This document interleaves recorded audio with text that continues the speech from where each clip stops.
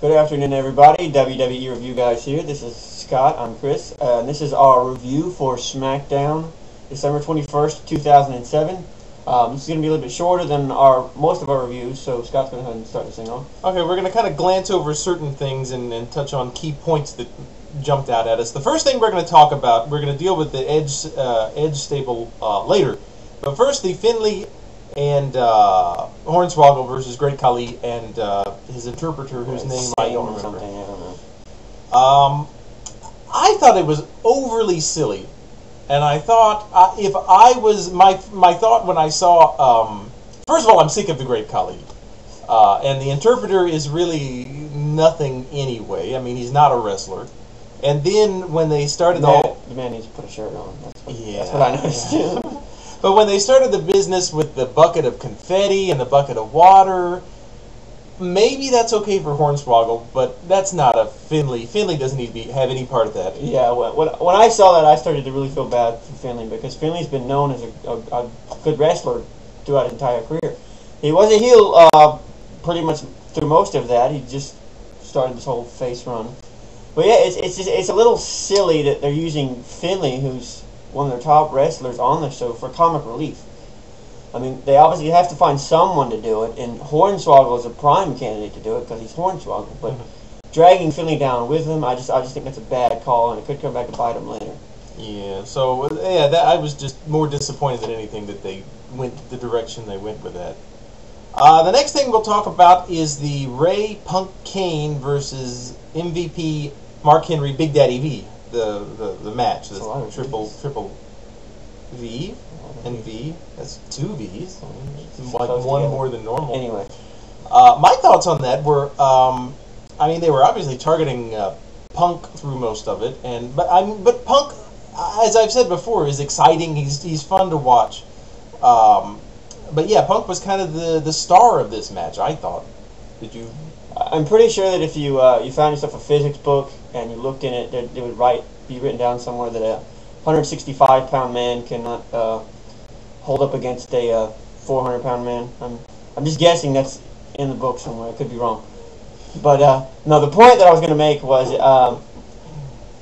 it was weird, and I know that SmackDown is taped before ECW, but it was still weird that we didn't see Chavo Guerrero through this whole match. I mean, Chavo Guerrero came out at the end of the match Tuesday night, obviously stating that he wanted to challenge CM Punk, and we saw none of that Friday night. They just continued this weird feud that they've had going on that involves CM Punk and Kane. It's just odd, and they need to find some way to work that a little bit better next time.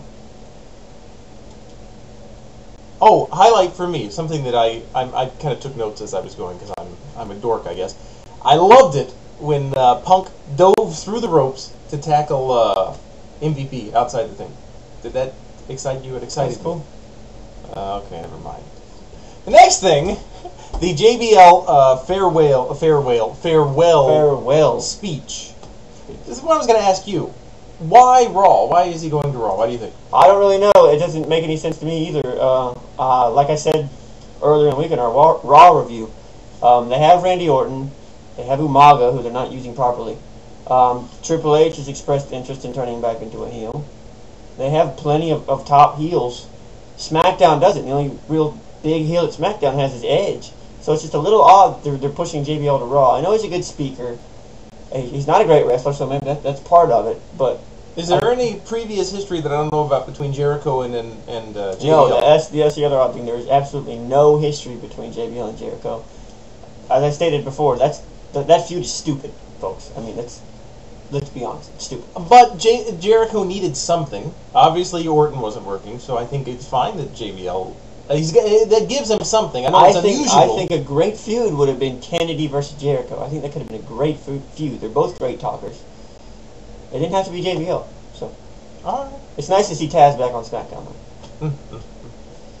Last one, the big Batista versus Edge versus the Edgeheads, former Major Brothers. I don't. Kurt Hawkins and Zack Ryder. Yeah, those are made up.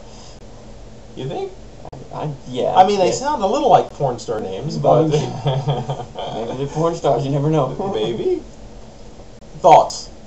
on the big It's match? very interesting to see a new stable in the WWE. It's been a while. It's exciting. I've never seen one. It's my first stable. We probably haven't seen one since I can't remember if the Evolution stable was. Evolution is older than the JBL's Cabinet stable, but that was a stupid stable anyway. So it's nice. It's interesting to see Edge with the Major Brothers.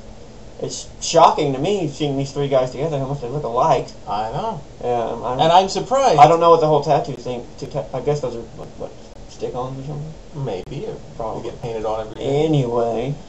What I loved about this match, and I know you're not the biggest Batista fan in the world, I think there's something so exciting about Batista when he's kind of the underdog. I thought he just shines. He's more interesting when he's the challenger. He's great with Edge. I thought the whole match, it had this electricity to it, and I was very pleased with that. And then the whole, he wins, he pins one of the former majors, and then Vicky screeches that. Starts the match.